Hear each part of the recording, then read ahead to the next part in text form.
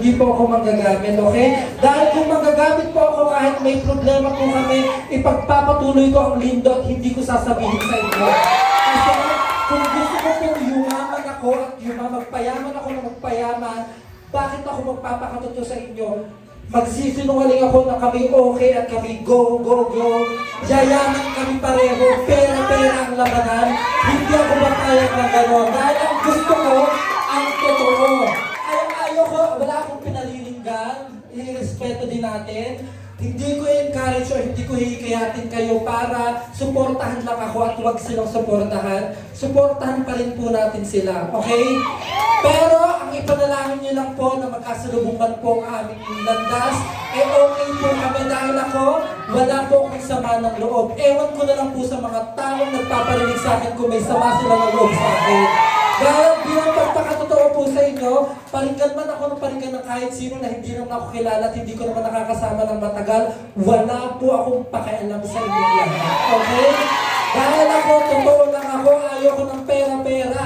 Kahit maliit ang disco, kahit maliit ang kita ko, okay lang na kumakain akong 3 beses sa isang araw. At masaya ako sa ginagawa ko. Okay? Kaya huwag niyo pong iisipin ako yung manggagamit na tao. Ate Rhea, ikaw, ginagamit ba kita? Hindi. Nung time na ikaw yung nag-message sa akin, wala naman akong sino-sino, wala akong pinipiling tao. Basher ko man, welcome sa bahay.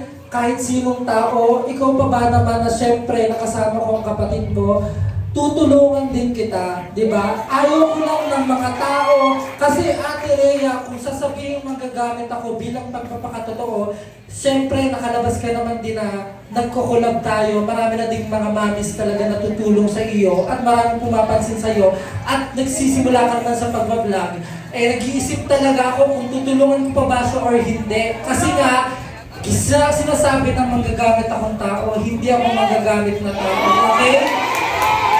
At saka ayaw ko ng away. Kung ako yung aawayin, wala akong pakialam sa inyo. Basta ako totoo.